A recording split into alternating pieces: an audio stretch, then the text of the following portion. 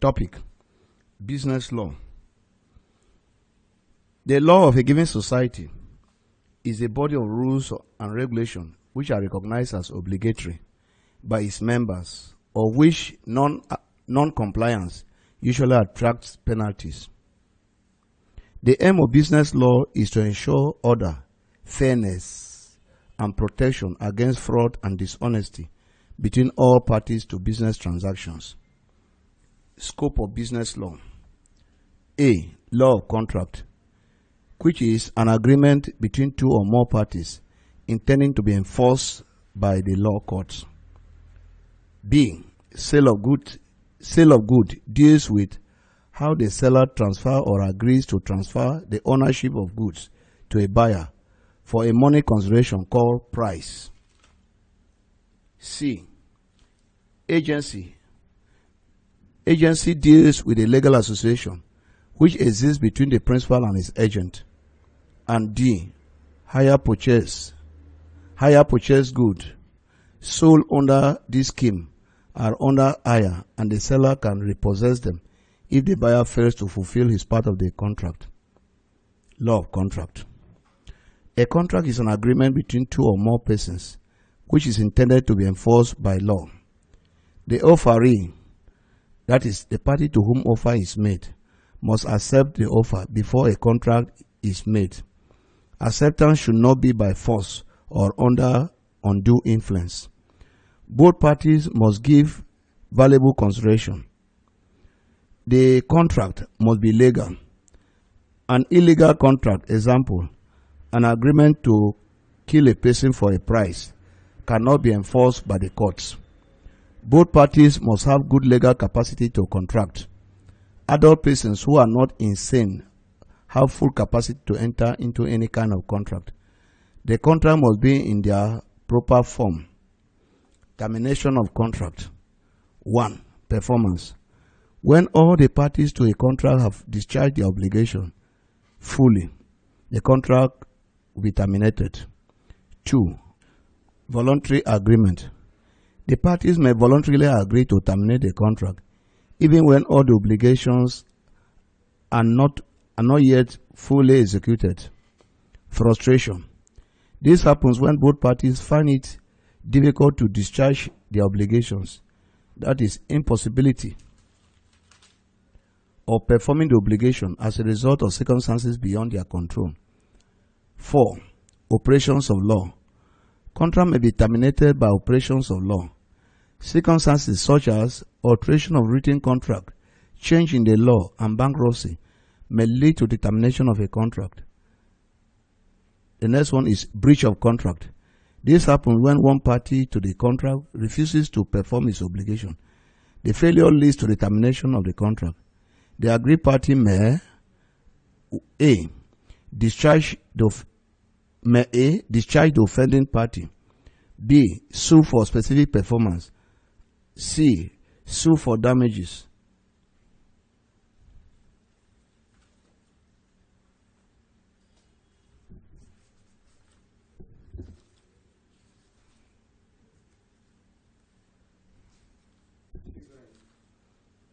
Contract of employment.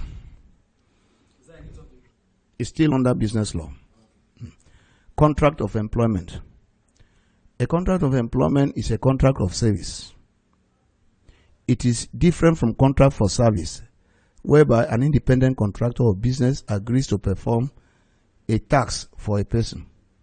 To properly understand the difference between contract of service and contract for service, the following points must be borne in mind.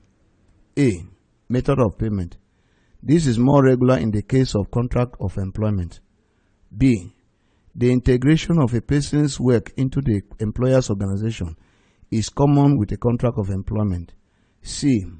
Income tax in the form of payee as well as NPF is often deducted as source from the payment in the case of contract of service. 4. The employer provides the tools and equipment in the case of a contract of service. E. The extent of control by the employer in the form of what to do and how to do it is normally greater in the case of contract of service.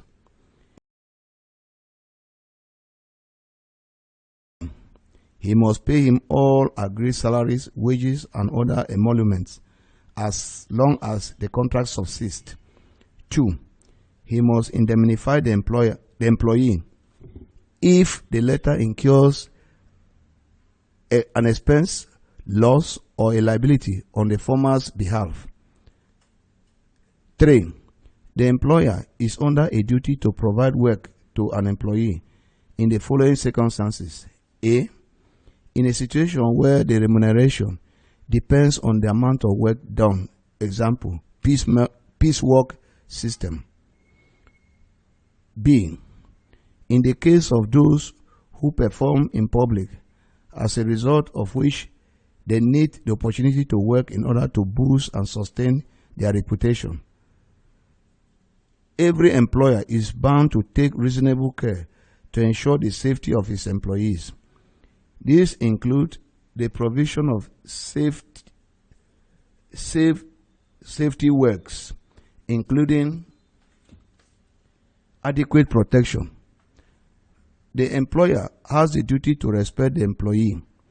A gross insult to an employee by the employer amounts to a fundamental breach of contract. Duties of an employee to the employer. 1. The employee is required to be reasonably careful and diligent in the performance of his duties. 2. He must always cooperate as much as reasonably possible with the employer in order to enable the employer to achieve his legitimate purpose. 3. He must obey the employer and be ready to carry out all reasonable and legitimate instruction of the employer. 4. He must respect the employer. And 5. He is expected to be faithful and honest to his employer. He must not do anything that will injure the business. He must not disclose confidential trade information to outsiders. Sale of goods contract. This is one in which the seller transfers or agrees to transfer the property in goods to the buyer for a price. Transfer of property between seller and buyer. By property is meant the ownership, that is, the title to something. The property in a good passes from the seller to the buyer in the following circumstances. A. If the goods are in a deliverable state at the time of executing the contract, the ownership passes at this time of making the contract, whether or not the goods have been paid for. B.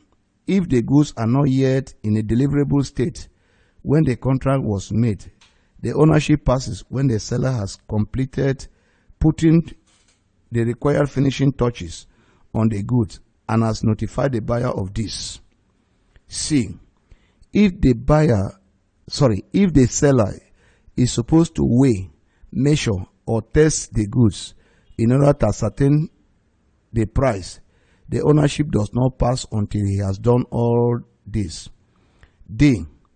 If the goods are delivered on approval or on sale or return, the ownership passes to the buyer when he signifies his acceptance or does anything that signifies adoption of the transaction or retains the good beyond an agreed or reasonable time, whichever of these occurs earliest. In case of unascertained goods, that is, good defined by discretion rather than those identified and agreed on at the time of execution, the ownership does not pass to a buyer until the goods are unconditionally appropriated to, that is, set aside for the contract by the seller with the buyer consent or by the buyer with the seller's consent. Sale by non-owners. Only the owner of a good or the authorized agent of the owner can pass a non-defective property in the goods to another. The true owner is entitled to get back the goods from a buyer from defective title holder. It is based on the principle of it is based on the principle of remendat. Oh, these are the Latin words. Okay, let me use the English equivalent. It is based on the principle of, it is based on the principle that states that a person cannot give what he does not have. Extopel. If a person deliberately or carelessly gives the impression that another person is acting on his behalf, he is extopelled, that is, legally prevented from later denying the authority of that person to act on his behalf. For example, if the true owner of a good stands by, watching an innocent person buying the goods from a third party who purports to have the right to sell the goods, this innocent buyer will not be obliged to give the goods to the true owner. Sale by factors.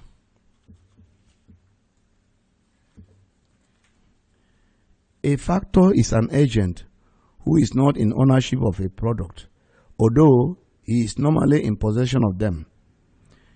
He can sometimes sell such goods and thereby give a non-defective title to the buyer. Sale by a possessor of goods or document of title. If a person is in possession of goods and or documents of title to the goods, he may be able to sell to an innocent buyer who now acquires a non-defective title on the goods. For example, if Mr. A sells a motor car to Mr. B, who is yet to take delivery of the car, Mr. A may sell the same car to another buyer, say Mr. C. In this case, although Mr. A has ceased to be in ownership of the car, he is able to pass on the goods title in respect of the car to the second buyer, Mr. C. However, Mr. A is liable to being sued by Mr. C. Provision of the Sale of Goods Acts of 1893. A. Implied conditions. This includes 1. Where goods are sold by sample as well as by description, the goods must agree with both the samples and the description. B. Goods sold by description must correspond with the description on the goods. C. When the buyer expressly or by implication makes known to the seller the particular purpose for which the goods are required, the goods must be reasonably fit for such purpose. D. When goods are bought from a dealer in goods of merchandisable quality, implied warranties. 1. The buyer must have and enjoy full possession of the goods to be purchased. 2. The goods must be free from any charge in favor of any third party unknown to the buyer. Rights of an unpaid seller. 1. Lien. This is the right to retain the possession of the goods. This right will be lost if the goods have ceased to be in the possession of the seller. 2. Right of stoppage in transit. This involves stopping the goods from being delivered to the buyer. This is to enable the seller to regain and then retain possession of the goods. 3. Right of resale. This applies to perishable goods or when the contract gives the seller the right to resell the goods. Before he does that, however, he has to notify the defaulting buyers who, despite this, has still failed to pay within reasonable time. Remedies of the buyer. 1. He is entitled to sue for non-delivery of the goods. 2. He may sue for the recovery of money already paid to the seller. 3. He may sue for specific performance. 4. If the seller has breached a condition as opposed to a warranty of the contract, the buyer can repudiate, that is, cancel the contract. This is the end of the law of contract.